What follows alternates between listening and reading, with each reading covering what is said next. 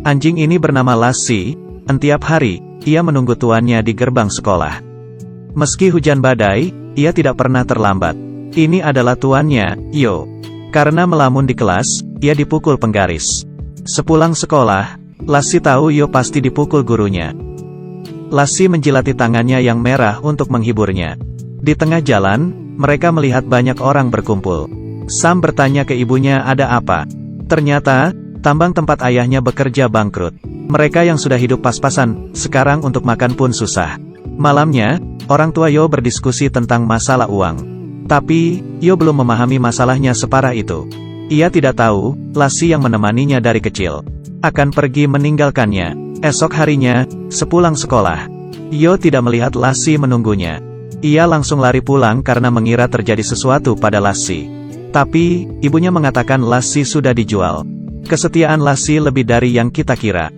Siapa lagi yang lebih setia dari manusia kalau bukan anjing? Lassie sangat sedih berpisah dengan Yo. Lassie dibeli oleh seorang bangsawan. Karena cucunya, Kali sangat menyukainya. Mereka berkuasa dan kaya raya.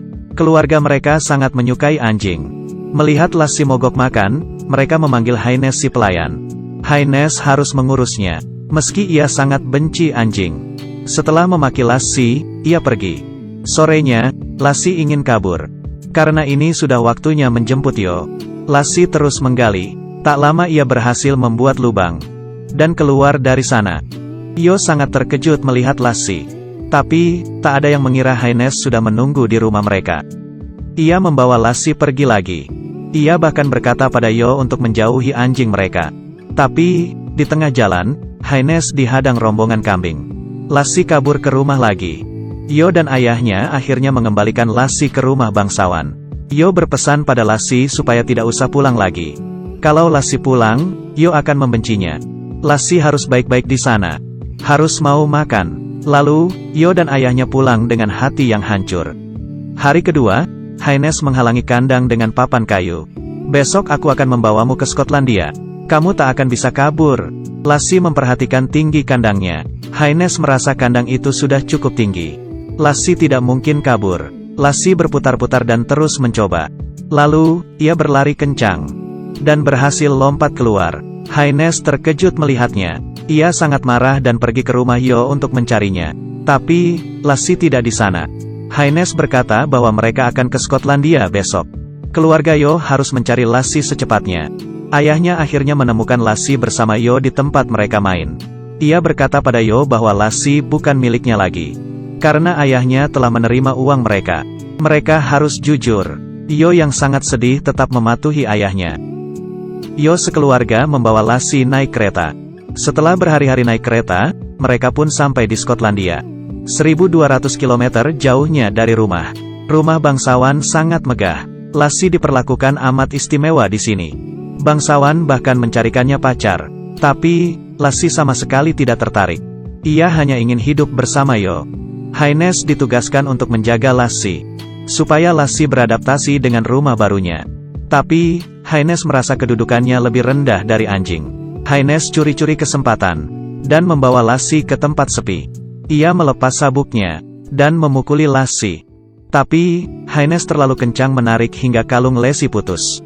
Kesempatan emas datang. Lassie segera lari. Haines mengejarnya sambil memegangi celananya. Tapi, celananya melorot, dan jatuh tepat di kotoran Lassie. Kebetulan, bangsawan dan Kali sampai di rumah. Haines berteriak, "Jangan buka pintu." Tapi, Kali tidak mendengarnya. Ia membuka pintu gerbang. Lassie menggonggong padanya seperti berterima kasih. Lalu melesat kabur. Bangsawan melihat Haines yang memegang sabuk, yang berarti Lassie dipukuli. Tidak ada seorang pun yang boleh memukul anjingku. Kamu saya pecat. Yo yang kangen Lassie tidak sanggup makan. Ibunya terus membujuknya. Tapi, Yo tak bergeming. Lassie seharian berjalan. Tiba-tiba hujan turun. Ia terpaksa berteduh di reruntuhan semalam. Esoknya, ia melanjutkan perjalanan. Sesampainya di jalan, ia nyaris ditabrak mobil. Untung saja, ia merunduk tepat waktu. Luar biasa. Lassie berjalan sejauh 1.200 km demi bersatu dengan tuannya.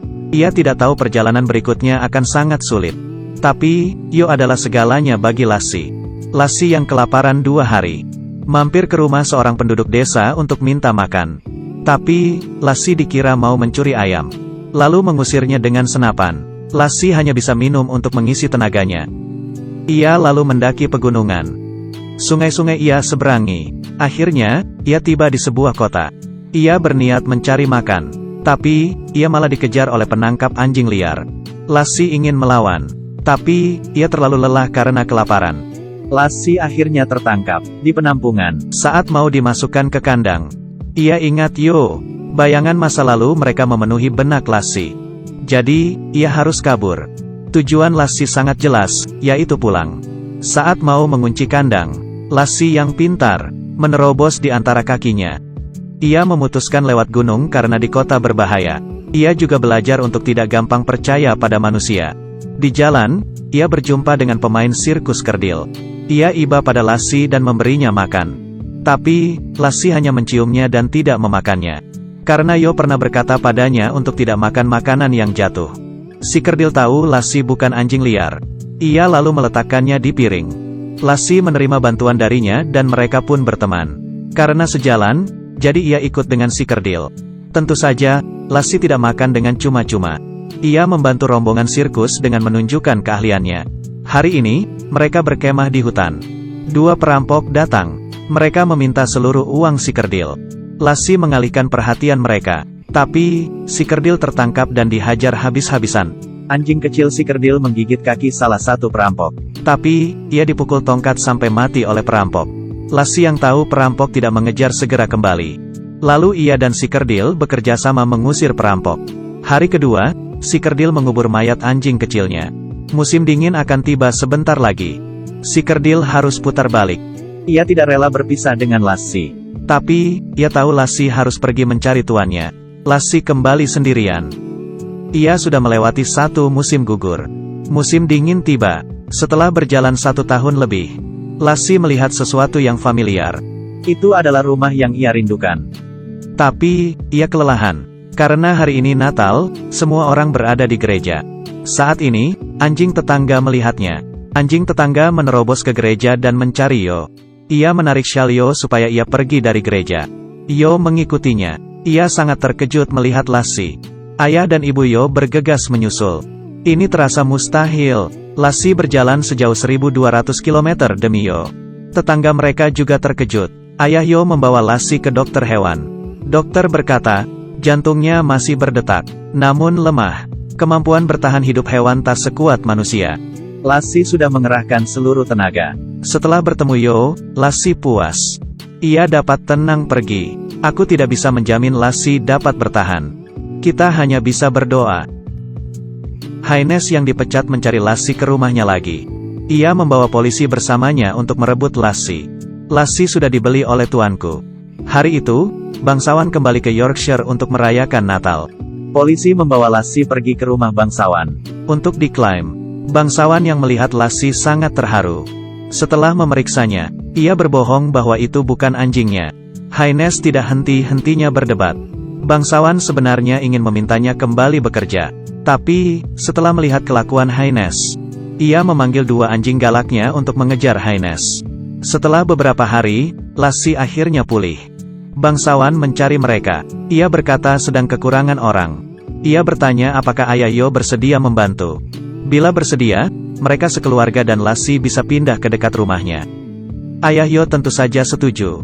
Tak lama, Lassi melahirkan 7 anak anjing. Yo dan Kali menjadi teman baik.